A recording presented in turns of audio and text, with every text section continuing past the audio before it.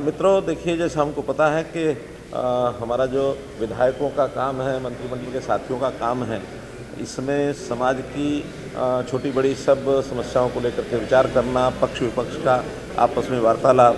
तो मैं समझता हूँ कि विधायकों का जो तनाव है वो ऐसे अवसर पर कुछ बढ़ता है। मैं श्री श्री गुरु रविशंकर जी का आभारी हूँ कि उन्होंने ऐसे अवसर पर चुना, जब विधायक आकर के बैठेंगे और इस मन को संतुलन करने के लिए, मन का तनाव कैसे ख़त्म करना है, इसका जो उन्होंने एक व्याख्यान दिया है और वो अपने जीवन में अपनाएंगे तो निश्चित रूप से लाभ हमारा होना ही है। तो मैंने तो निवेदन किया है कि समय समय पर ऐसे कार्यक्रम वो हमको देते रहेंगे, और न केवल हमें बल्कि समाज में बहुत ऐसे लोग होते हैं, वर्ग होते हैं जो तनावग्रस्त हमेशा रहते हैं। मन का तनाव दूर होता है तो निश्चित रूप से जीवन सुखी होता है। वो किसी भी व्यक्ति का हो, किसी वर्ग का हो। तो समाज को एक संतुलित बनाने के लिए, एक दिशा में ठीक दिशा से आगे बढ़ने के लिए सब लोगों को योग का अभ्यास करना चाहिए। प्रधानमंत्री जी ने जैसा योग को देश से बाहर दुनिया में एक स्थान दिलाने के लिए, जैसे अंतर्राष्ट्रीय योग दिवस की एक संकल्पना को यूएनओ में मंजूर करवाया, एक बहुत बड़ा ये विषय है। योग हमारे जीवन को यानी साधना के रूप में जीवन को, मन को एक सुखी करने के लिए, तनाव मुक्त करने के लिए बहुत महत्वपूर्ण है।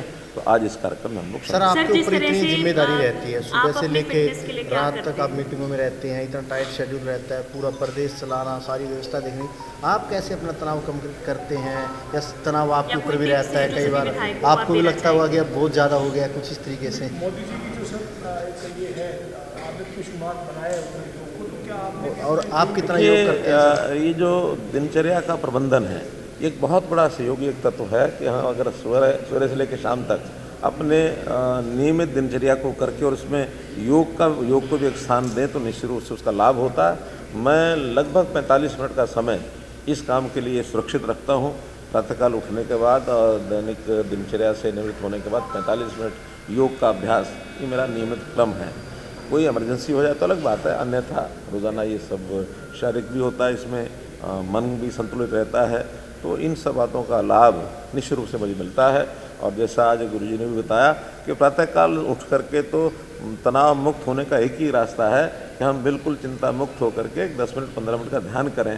कोई अपनी जिम्मेवारी ना समझे, कोई कुछ ना समझे, और जैसे मन को खाली करके, विचार शून्य होकर के अगर हम थोड़ा ध्यान करेंगे तो उसका एक बहुत बड़ा लाभ होता है। सर, जिस तरह श्री रविशंकर से बातचीत आपकी तारीफ भी की है, फार्मिंग की, हरियाणा की फार्मिंग की, कृषि को लेकर जितनी भी आपकी पॉलिसीज है, प्रणाली है, उनको लेकर काफ़ी तारीफ भी की है, और उनसे तो बात करके वैसे पॉजिटिविटी मिलती है। और सुबह के समय में मेरा बहुत पुराना संबंध है श्री रविशंकर जी महाराज से, और हमेशा हम भी उनको अपनी बातचीत बताते रहते हैं, उनसे मार्गदर्शन लेते रहते हैं।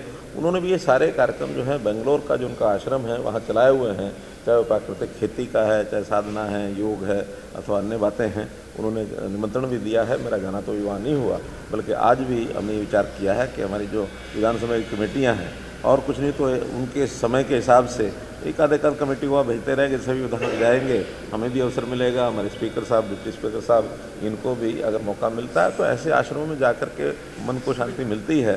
तो उन्होंने प्रशंसा की है, अच्छा लगता है हमको भी, और हमें ये संतोष होता है कि हम जो काम कर रहे हैं ठीक दिशा में कर रहे हैं, और जो मार्गदर्शन मिलता है वो कमी भी रह जाती है तो उसको भी ठीक करेंगे।